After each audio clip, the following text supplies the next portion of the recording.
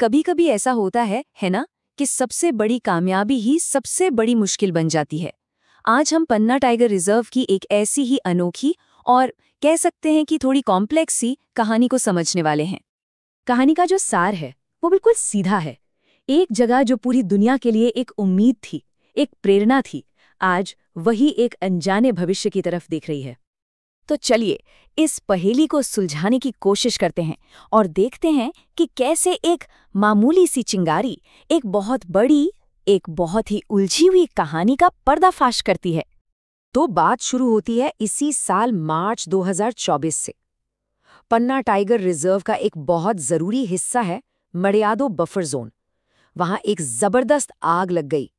और सुनिए, ये कोई छोटी मोटी आग नहीं थी, ये कलकुआ के पास लगी, जो पन्ना के इतने बड़े इकोसिस्टम का ही एक हिस्सा है।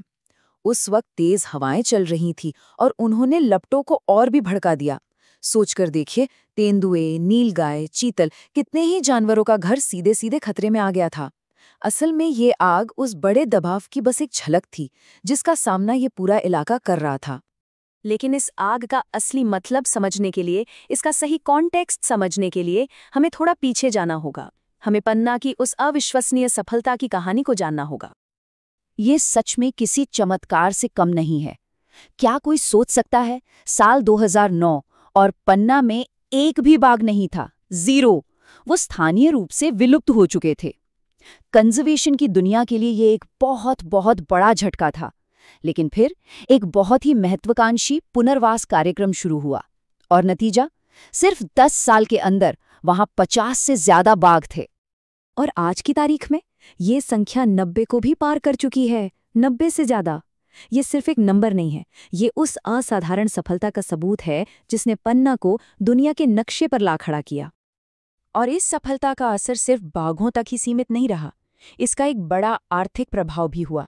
जैसा कि पन्ना की फील्ड डायरेक्टर अंजना सुचीता तिर्की ने बताया, इस बढ़ती आबादी ने पर्यटन को एक जबरदस्त उछाल दिया है। पिछले साल ही सोचिए लगभग 2 लाख पर्यटक वहां आए, जिससे स्थानीय अर्थव्यवस्था को सीधे सीधे 6 करोड़ रुपए का फायदा हुआ। और बस यहीं पर कहानी में एक अजीब सा, एक दिलचस्प मोड़ आता है।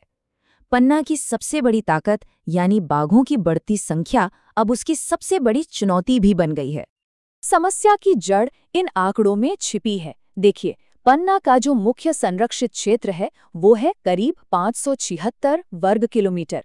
अब एक अकेले नर बाघ को अपना इलाका बनाने के लिए पता है कितनी जगह चाहिए? 150 वर्ग किलोमीटर तक।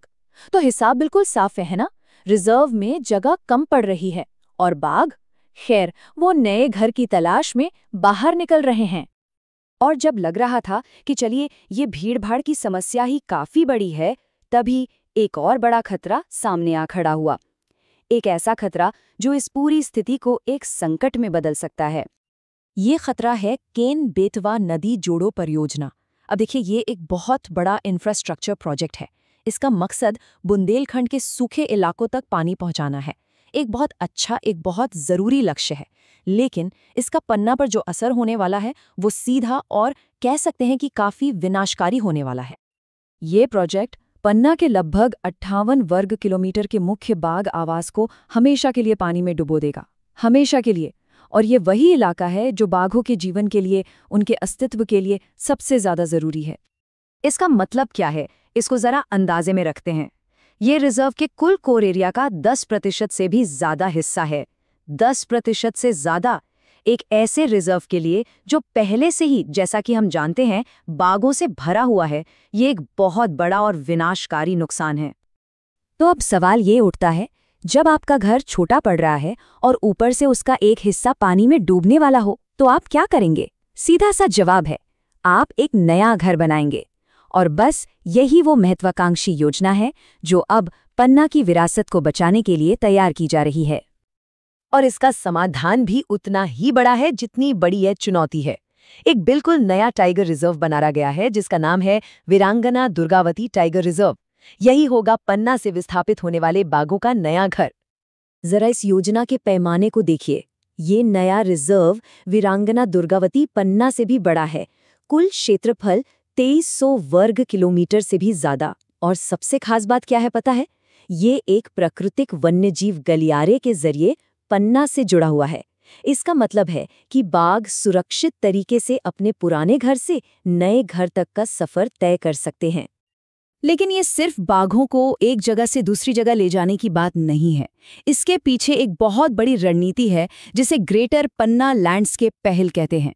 इस योजना के जरिए वन्यजीव गलियारों को फिर से बहाल करने, संरक्षण के लिए फंडिंग बढ़ाने और आप जानते हैं पूरे इकोसिस्टम को मजबूत करने का एक नया अवसर पैदा हुआ है। लेकिन इन सब बड़ी बड़ी योजनाओं के बीच एक बहुत ही जरूरी सवाल खड़ा होता है। उन लोगों का क्या जो इन जंगलों के साथ और आसपास रहते हैं, जिनकी जिंदगी इन पर निर्भर है?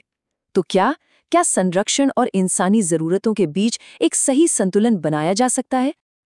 बफर जोन ये वो जगह है जहां ये संतुलन सबसे नाजुक है, एक सिक्के के दो पहलुओं की तरह। एक तरफ अवैध खनन, आग और मानव वन्यजीव संघर्ष जैसे लगातार दबाव हैं, लेकिन दूसरी तरफ इको टूरिज्म से होने वाली आय है।